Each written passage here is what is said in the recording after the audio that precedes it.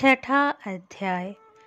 गरुड़ जी ने कहा, हे केशव, नरक से आया हुआ जीव माता के गर्भ में कैसे उत्पन्न होता है? वह गर्भवास आदि के दुख को जिस प्रकार भोगता है वह सब भी मुझे बताइए। भगवान विष्णु ने कहा, स्त्री और पुरुष के संयोग से वीर्य और रज के स्थिर हो जाने पर जैसे मनुष्य की उत्पत्ति होती है, उसे मैं तुम्हें कहूँगा। ऋतुकाल में आरंभ के 3 दिनों तक इंद्र को लगी ब्रह्म हत्या का चतुर्थांश रजस्वला स्त्रियों में रहता है। उस ऋतुकाल के मध्य में किए गए गर्भाधान के फलस्वरूप पापात्माओं के देह की उत्पत्ति होती है। रजस्वला स्त्री प्रथम दिन चांडाली, दूसरे दिन ब्रह्मघातिनी और तीसरे दिन रजकी कहलाती है। नरक से आए हुए प्राणियों की यही 3 माताएं होती हैं। दैव की प्रेरणा से कर्मानुरोधी शरीर प्राप्त करने के लिए प्राणी पुरुष के वीर्यक कण का आश्रय लेकर स्त्री के उदय में प्रविष्ट होता है। एक रात्रि में वह शुक्राणु कलल के रूप में, 5 रात्रि में बुदबुद के रूप में, 10 दिन में बेर के समान तथा उसके पश्चात मांसपेशियों से युक्त अंडाकार हो जाता है। 1 मास में सिर, 2 मास में बाहु आदि शरीर के सभी अंग, तीसरे मास में नख, लोम, अस्थि, चर्म तथा लिंग बोधक छिद्र उत्पन्न होते हैं। चौथे मास में रस, रक्त, मांस, मेदा, अस्थि, मज्जा और शुक्र ये 7 धातुएं अथवा 5वें मास में भूख प्यास होती है। छठे मास में जरायु में लिपटा हुआ वह जीव माता की दाहिनी कोख में घूमता है और माता के द्वारा खाए पिए अन्नादि से बड़े हुए धातुओं वाला वह जंतु विष्ठा मूत्र के दुर्गंध युक्त गड्ढे रूप गर्भाशय में सोता है। वह गर्भस्थ क्षुधित कृमियों के द्वारा उसके सुकुमार अंग प्रतिक्षण बार बार काटे जाते हैं, जिससे अत्यधिक क्लेश होने के कारण वह जीव मूर्छित हो जाता है। माता के द्वारा खाए हुए कड़वे, तीखे, गरम, नमकीन, रूखे तथा खट्टे पदार्थों के प्रति अति उत्तेजक संस्पर्श से उसे समूचे अंग में वेदना होती है और जरायु से लिपटा हुआ वह जीव आंतों द्वारा बाहर से ढका रहता है। उसकी पीठ और गर्दन कुंडलाकार होती है। इस प्रकार अपने अंगों से चेष्टा करने में असमर्थ होकर वह जीव पिंजरे में स्थित पक्षी की भांति माता की कुक्षी में अपने सिर को दबाए हुए पड़ा रहता है। भगवान की कृपा से अपने सैकड़ों जन्मों के कर्मों का स्मरण करता हुआ वह गर्भस्थ जीव लंबी श्वास लेता है। ऐसी स्थिति में भला उसे कौन सा सुख प्राप्त हो सकता है? 7 धातुओं के आवरण में आवृत वह ऋषि कल्प जीव भयभीत होकर हाथ जोड़कर विकल वाणी से उन भगवान की स्तुति करता है जिन्होंने उसको माता के उदर में डाला। 7वें महीने के आरंभ से ही सभी जन्मों के कर्मों का ज्ञान हो जाने पर भी गर्भस्थ प्रसूति वायु के द्वारा चालित होकर वह विष्ठा में उत्पन्न सहोदर कीड़े की भांति एक स्थान पर ठहर नहीं पाता। जीव कहता है, मैं लक्ष्मी के पति, जगत के आधार, अशुभ का नाश करने वाले तथा शरण में आए हुए जीवों के प्रति वात्सल्य रखने वाले भगवान विष्णु की शरण में जाता हूँ। हे नाथ, आपकी माया से मोहित होकर मैं देह में अहम भाव तथा पुत्र और पत्नी आदि में ममत्व भाव के अभिमान से जन्म मरण के चक्कर में फंसा हूँ। मैंने अपने परिजनों के उद्देश्य से शुभ और अशुभ कर्म किए, किंतु अब मैं उन कर्मों के कारण अकेला जल रहा हूँ। उन कर्मों के फल भोगने वाले पुत्र कलत्र आदि अलग हो गए हैं। यदि इस गर्भ से निकलकर मैं बाहर आऊं तो फिर आपके चरणों का स्मरण करूंगा और ऐसा उपाय करूंगा जिससे मुक्ति प्राप्त कर लूं। विष्ठा और मूत्र के कुएं में गिरा हुआ तथा जठराग्नि जलता हुआ एवं यहाँ से बाहर निकलने की इच्छा करता हुआ मैं कब बाहर निकल पाऊंगा? जिस दीन दयालु परमात्मा ने मुझे इस प्रकार का विशेष ज्ञान दिया है, मैं उन्हीं की शरण को ग्रहण करता हूँ, जिससे मुझे पुनः संसार के चक्कर में ना आना पड़े, अथवा मैं माता के गर्भगृह से कभी भी बाहर जाने की इच्छा नहीं करता।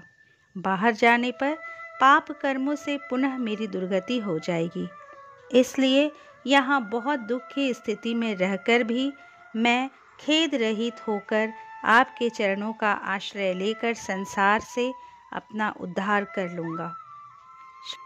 जीव कहता है, मैं लक्ष्मी के पति, जगत के आधार, अशुभ का नाश करने वाले तथा शरण में आए हुए जीवों के प्रति वात्सल्य रखने वाले भगवान विष्णु की शरण में जाता हूँ।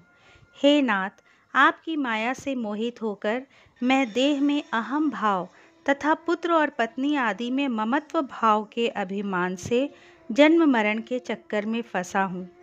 मैंने अपने परिजनों के उद्देश्य से शुभ और अशुभ कर्म किए, किंतु अब मैं उन कर्मों के कारण अकेला जल रहा हूँ। उन कर्मों के फल भोगने वाले पुत्र कलत्र आदि अलग हो गए हैं। यदि इस गर्भ से निकलकर मैं बाहर आऊं तो फिर आपके चरणों का स्मरण करूंगा और ऐसा उपाय करूंगा जिससे मुक्ति प्राप्त कर लूं। विष्ठा और मूत्र के कुएं में गिरा हुआ तथा जठराग्नि जलता हुआ एवं यहाँ से बाहर निकलने की इच्छा करता हुआ मैं कब बाहर निकल पाऊंगा?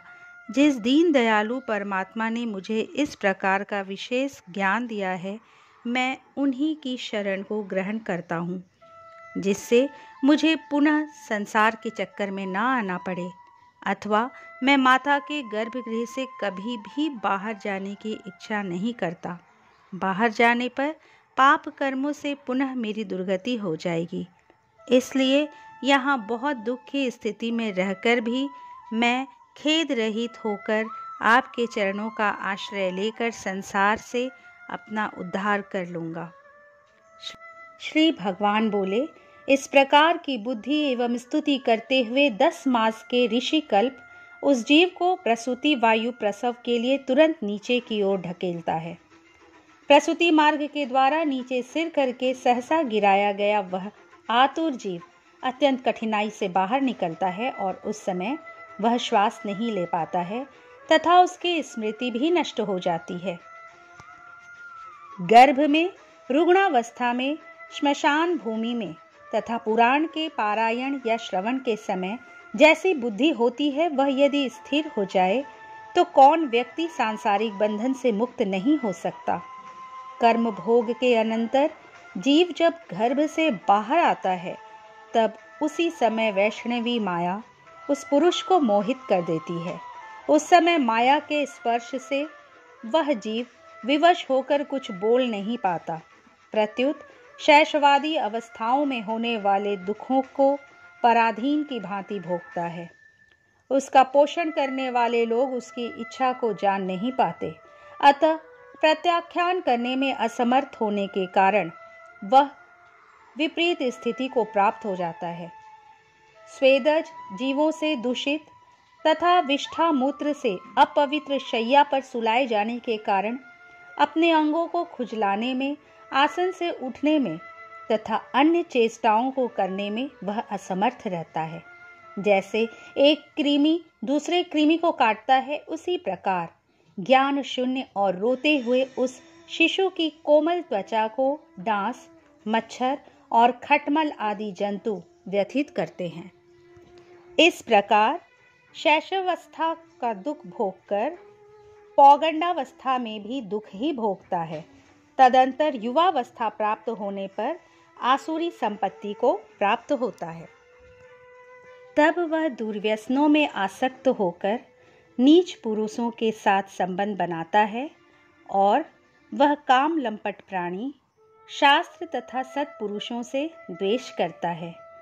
भगवान की माया रूपी स्त्री को देखकर वह अजितेंद्रिय पुरुष उसकी भाव भंगिमा से प्रलोभित होकर महामोह रूप अंधत्व में उसी प्रकार गिर पड़ता है जिस प्रकार अग्नि में पतिंगा। हिरण, हाथी, पतिंगा, भौरा और मछली, ये पांचों क्रमशः शब्द, स्पर्श, रूप, गंध तथा रस, इन 5 विषयों में एक एक में आसक्ति होने के कारण ही मारे जाते हैं। फिर एक प्रमादी व्यक्ति जो 5 इंद्रियों से 5 विषयों का भोग करता है, वह क्यों नहीं मारा जाएगा? अभिषिप्त वस्तु की अप्राप्ति की स्थिति में अज्ञान के कारण ही क्रोध हो आता है और शोक को प्राप्त व्यक्ति देह के साथ ही बढ़ने वाले अभिमान तथा क्रोध के कारण वह कामी व्यक्ति स्वयं अपने नाश हेतु दूसरे कामी से शत्रुता कर लेता है। इस प्रकार अधिक बलशाली अन्य कामी जनों के द्वारा वह वैसे ही मारा जाता है जैसे किसी बलवान हाथी से दूसरा हाथी। इस प्रकार जो मूर्ख अत्यंत दुर्लभ मानव जीवन को विषयासक्ति के कारण व्यर्थ में नष्ट कर लेता है, उससे बढ़कर पापी और कौन होगा।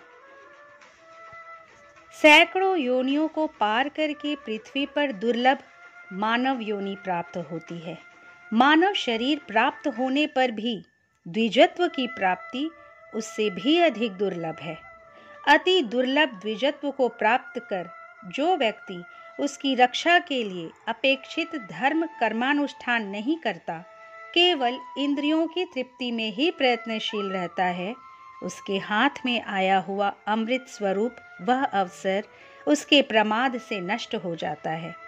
इसके बाद वृद्धावस्था को प्राप्त करके महान व्याधियों से व्याकुल होकर मृत्यु को प्राप्त करके वह पूर्ववत महान दुखपूर्ण नरक में जाता है।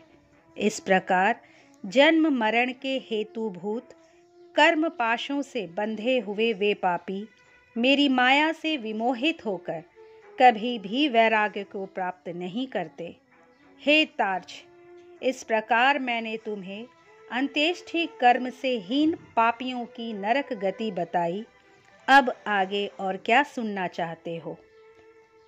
इस प्रकार गरुड़ पुराण के अंतर्गत सारोद्धार में पाप जन्मादि दुख निरूपण नामक छठा अध्याय पूरा हुआ।